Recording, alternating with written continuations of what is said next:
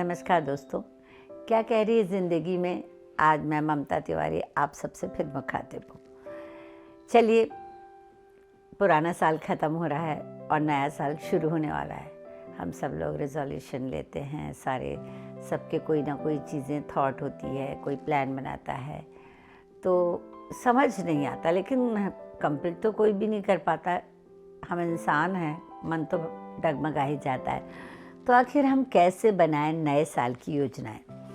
ये मेरे अपने एक्सपीरियंस की बात है, क्योंकि मैं बचपन से योजनाएं बनाती रही हूँ, प्लानर लिखती रही हूँ, डायरी पे लिखती रही हूँ, कागज़ पे, बोर्ड पे। अरे हटाओ भी, हमने तो छोड़ दिया नए साल का रिजोल्यूशन, प्लान, योजनाएं। तो क्या आपको शाहरुख खान पसंद नहीं? अब आप सोचेंगे इस बात में शाहरुख कहाँ से आ गया। देखिए, ये बात पहले भी किसी ने कही थी, पर सकारात्मक सोच वालों को उनका अंदाज़ बेहद पसंद आया और उन्होंने इसे दिल से लगा लिया कि किसी भी बात को शिद्दत से चाहो तो पूरी कायनात उसे आपसे मिलाने में लग जाती। हालांकि लोगों ने कई लोग जो नेगेटिव थे, उन्होंने कहा अरे भाई, हमने तो कितनी चीज़ें शिद्दत से चाहे, हमें तो नहीं मिली। पर ऐसा नहीं है। ये बात मैंने सकारात्मक तरीके से सोची तो वास्तव में सही है, जिसे आजकल मैनिफेस्टेशन कहते हैं। बस यही एक वाक्य आपकी सारी प्लानिंग को पूरा करता है। देखिए, अब रिजोल्यूशन कहें या साल भर का प्रण कहें, तरीका बदल गया है। चलिए, बात मैं अपने अनुभव से शुरू करती हूँ। जब छोटी थी तब नए साल के प्रण के बारे में माँ कहती थी, मंदिर में खड़े होकर हाथ जोड़कर भगवान से आशीर्वाद लो और नए साल के लिए अच्छी अच्छी चीज़ें मांगो। हम कहते थे, भगवान हमें जल्दी से बड़ा कर दो, हम डॉक्टर बन जाएं, पापा मम्मी में लड़ाई ना हो, मुझे लंबा कर दो, वगैरह वगैरह। फिर थोड़े समय बाद टीवी पर अच्छे अच्छे प्रोग्राम आने लगे नए साल के। सब उन प्रोग्राम में व्यस्त हो जाते। मैं धीरे से अपनी डायरी लेकर बगीचे में सरक जाती और डायरी में वो सब बातें लिखती कि मैं ऐसे काम करूं जो सबकी नज़रों में मैं गुड गर्ल हो जाऊं। तो प्रशंसा पाना क्योंकि मुझे बड़ा अच्छा लगता था। सो पढ़ाई में फ़र्स्ट आना और ऑलराउंडर होना भी ये एक मेरे प्रण में आता था। ये सब बातें मैं आपको इसलिए बता रही हूँ कि समय के साथ नव वर्ष की प्रतिज्ञाओं ने कैसा मोड़ लिया। फिर एक ऐसा वक्त आया जब मैं विद्यार्थी थी, स्टूडेंट थी और मुझे अपना कैरियर चुनना था। तब फिर उस वक्त मैं एक बड़ी सी शीट लाती और नए साल के रेजोल्यूशन से शुरू करके साल भर की, जैसे पीएससी, आईएएस वगैरह की तैयारी का प्लानर जो है दीवार पर लगा देती। भाई, इतने सारे भाई बहनों में हम लोग बहुत सारी स्टडी टेबल मैनेज नहीं कर सकते थे। सो हम लोग पलंग पर ही चौकी लगा कर पढ़ते थे। तो वॉल पर मैं अपनी वॉल चुन के अपनी वॉल पे अपना टाइम टेबल जैसा मेरा एक प्लानर होता था बच्चे। और फिर उसके बाद ससुराल आ गए। ससुराल में भी डायरी से काफ़ी वादे किए मैंने, अच्छा परिवार रखने का, बच्चे संभालने का, अच्छी बहू, पत्नी सा जो भी था बनने का। और खुद का अस्तित्व जाने कहाँ गायब हो गया, वो प्लानर में कहीं आता ही नहीं था। पर प्लान करने की आदत थी, इसलिए बचपन से हर साल लिखती रही और बनाती रही और ये भी ध्यान नहीं देती थी कि बातें पूरी हुई या नहीं। फिर जब एक मोड़ आया मेरी ज़िंदगी में, जब मुझे स्वयं के वजूद पे काम करना था। अब मैं थी, मेरी समाज सेवा, मेरा लेखन, मेरा परिवार व्यवस्थित हो गया था। उनकी आवश्यकताओं के लिए मैं उपलब्ध थी, पर अब प्लानर में उनके लिए इतना स्थान था कि इतनी तारीख को उन्हें आना है और इतनी तारीख को उन्हें जाना है। अब मेरा साल भर एक बनने वाला प्रण पत्र, मैंने उसे 12 महीनों में तब्दील कर दिया और ये मैंने 12 महीने का प्रण तैयार किया। अब मैं झटके से साल भर का प्लानर नहीं तैयार करती, साल भर के प्लानर को 12 पार्ट में बांट देती हूँ। बस मैं आपको भी सलाह देना चाहूँगी कि एक बार में सारे प्रण ना कीजिए, क्योंकि क्या होता है, अब देखिए, एक तो उम्र हो गई है तो हम भूलने भी लगे हैं और जिससे बोझ भी नहीं पड़ता अगर हम हर महीने के हिसाब से प्लान करें। फिर एक मज़ेदार चीज़ का ज्ञान हुआ, विजन बोर्ड। अब आप न सिर्फ प्रण कीजिए, रोज़ आपने जो प्रण लिया है उसे सुबह उठते ही बोर्ड पर देखिए।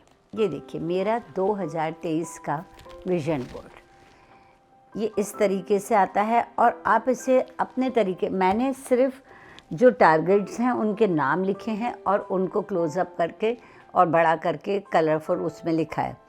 आप चाहें तो बहुत बड़ा विजन बोर्ड ले सकते हैं जिसमें इन नामों की जगह पर आप पिक्चर्स लगा सकते हैं। जैसे सोशल है या फाइनेंस है तो उसकी जगह पर आप पैसे की फ़ोटो या इस तरह से लगा सकते हैं, तो वो थोड़ा सा कलरफुल और अट्रैक्टिव बन जाता है। तो फिर इस विजन बोर्ड में अब आप सिर्फ प्रिंट कीजिए। आपने जो प्रिंट किया है उसे सुबह उठते से आप बोर्ड पर देखिए कि मुझे साल भर में क्या क्या चीज़ें करनी है। तो विजन बोर्ड थोड़ा सा हड़बड़ा भी देता है क्योंकि इसमें सारी चीज़ें लिखी हुई हैं। तो इसी विजन बोर्ड को देखते हुए कि जो जो चीज़ें मैंने चुनी हैं कि मुझे साल भर में करनी है, उससे मैंने टेबल पर ये एक प्लानर लगाती हूँ। मैं उसको आपको बाद में बताऊँगी। एक प्लानर मतलब एक प्लानर नहीं है, सिर्फ 12 महीने के 12 प्लान हैं। तो आप उन प्लानर पे अपने सारे प्लान बांट लीजिए, जिससे क्या होगा, आप एक ही समय में चीज़ें करने के लिए नहीं हड़बड़ाएंगे। अब इसमें मैंने जैसे कई चीज़ें सीखी भी इस बीच में कि वैसे तो विजन बोर्ड रेडीमेड मिलता है, पर आप चाहें तो उसको शीट पर भी बना सकते हैं। हर योजना पूरी होते ही उसको हटा सकते हैं। काट दें तो बड़ा सुख मिलेगा कि अरे हमने अपना ये प्रण पूरा कर लिया। जी हाँ, अब बहुत से विषय हो गए। अब केवल एक अच्छी नौकरी पाना ही आपका इस साल का रिजोल्यूशन नहीं होगा। अब आपके कुछ विषय और भी होंगे जब आप मैच्योर होंगे। तो ये मेरे अब स्वयं के बारे में है, मैंने किस तरीके से विषय बनाए हैं। पहला है जैसे स्वास्थ्य, पैसा, कैरियर, हॉबीज़ जो करना चाहते हैं या जो सीखना चाहते हैं, यात्राएं, रिश्तेदार मतलब सामाजिक उसमें आ गए, जिम, व्यायाम, ब्यूटी, वॉक, ये सब पार्ट ऑफ लाइफ है। और आपने ज़िंदगी को अलग अलग टुकड़ों में बांट दिया पूरे साल भर के लिए। उस साल भर के टुकड़ों को आपने विजन बोर्ड पे लगा दिया। अब उसमें से आप उठाइए एक टुकड़ा, कोई भी जो एक टुकड़ा होगा वो 12 महीने में डिस्ट्रीब्यूट कीजिए, एक ही महीने में नहीं पूरा कीजिए। तो आपको आदत पड़ जाएगी। जैसे आप रोज़ खाना खाते हैं, सांस लेते हैं, उसी तरीके से वो चीज़ आप 12 महीने थोड़ी थोड़ी करेंगे तो आपको आपका टारगेट कंप्लीट मिलेगा। अब विस्तार से 12 महीने का प्लानर टेबल पर लगा दीजिए। सबसे पहले कितने महीने के अंतराल से आप चेकअप कराएंगे, डेट्स डालिए। फिर इस साल आपको इमरजेंसी में किस महीने में कितना पैसा लगेगा उसको जोड़कर, फिर मेडिकल इमरजेंसी ज़रूर रखें उसमें। हर महीने कितनी सेविंग्स करेंगे ये ज़रूर कीजिए। व्यायाम, वॉक, जिम, ब्यूटी ज़रूर चुनें। चाहे महीने में एक दिन में आप 15 मिनट चुनें इन कामों के लिए, पर अपने ऊपर 15 मिनट पक्का ज़रूर ध्यान दें। इससे आपका आत्मविश्वास बढ़ेगा। मतलब यूँ ना लिखें कि 12 किलो वज़न हमें साल भर में कम करना है। आप यूँ लिखें कि या तो हर महीने आधा किलो या हर महीने 1 किलो वज़न हमें कम करना है। तो ये कितना हल्का लगा ना, 12 किलो एकदम बहुत भारी सा लगता था। जैसे कैरियर में आप ये भी तय कर सकते हैं कि किस हिसाब से तय करें कि विदेश जाना है इस साल, या जैसे मैं तय कर रही हूँ कि मुझे इस साल एक नज़्म पे किताब निकालनी है। इस साल मैं कोशिश करूँगी कि मैं कोई कहानी लिखूँ। कहानी लिखी हुई हैं पर उनको मैं कभी भी संवार के पेश नहीं कर पाई, तो मैं वो पेश करना चाहती हूँ। विद्यार्थियों को क्लैट, पीएससी, आईएएस, एमबीए की तैयारियों में 12 महीने में बांटना चाहिए। आप वो ये टारगेट मत कीजिए कि इस साल मैं इसकी तैयारी करूँगा, पूरे 12 महीने में उसको स्लॉट में बांट दीजिए। कोई नया प्रोजेक्ट जैसे घर रिपेयरिंग, नया क्लिनिक बनाना, कोई शादी प्लानिंग, सब मेंबर को महीने के हिसाब से टारगेट दीजिए। अब ये मत सोचिए कि सारा प्लानर आप अपने ही बूते पर ले लें। आपके उस प्लानर में घर के मेंबर्स के भी, सदस्यों की भी हेल्प का जिक्र होना चाहिए। जैसे विजन बोर्ड में तो सिर्फ टारगेट लिख दीजिए, जैसे शादी, नया घर, रिपेयरिंग वर्क वगैरह, और फिर प्लानर में आप जिनके साथ मिलकर जो जो करवाना चाहती हैं उसे उस महीने के बारे में बता दीजिए कि मैं तुमसे इस महीने में इतने दिन की हेल्प लूँगी, शादी के लिए तुम्हें ये काम करना है। अगर घर में शादी है, रिपेयरिंग हो रही है, या नया घर बनवा रहे हैं, क्लिनिक बनवा रहे हैं। तो अब जैसे पिछले साल मैं हॉबीज़ आती, इसके बाद हॉबीज़ में मैं स्विमिंग में परफेक्शन चाहती थी, बहुत थोड़ी सी स्विमिंग आती है मुझे, तो पर मैं पिछले साल नहीं कर पाई। पर ये एकदम हार्ड एंड फास्ट नहीं था कि मुझे अभी ही करना है, तो मैंने सोचा है इस साल मैं धीरे धीरे मौसम के हिसाब से मैं स्विमिंग सीख लूँगी। इस साल के विज़िट में प्लानर ज़रूर बनाइए विज़िट के लिए, क्योंकि क्या होता है कि धीरे धीरे हम सोशली लोगों से कटते जा रहे हैं।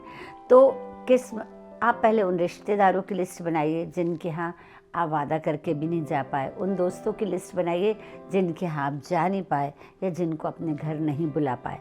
फिर उसको महीने के हिसाब से और उनके काम कैरियर के हिसाब से डिस्ट्रीब्यूट कर दीजिए कि इस महीने में या इस वीक में हमें उन्हें बुलाना है, या हमें उनसे मिलने जाना है, या फलाने बुज़ुर्ग को देखने जाना है, वृद्धाश्रम जाना है, बच्चों के आश्रम जाना है। ये सारी चीज़ें उस प्लानर में आनी चाहिए। यात्रा तो सबसे मुख्य पार्ट होना चाहिए इसका। यात्रा इसलिए महत्वपूर्ण स्थान रखता है, यात्रा से हम नए होकर आते हैं हर बार, यात्रा से हमारा मन खुश हो जाता है।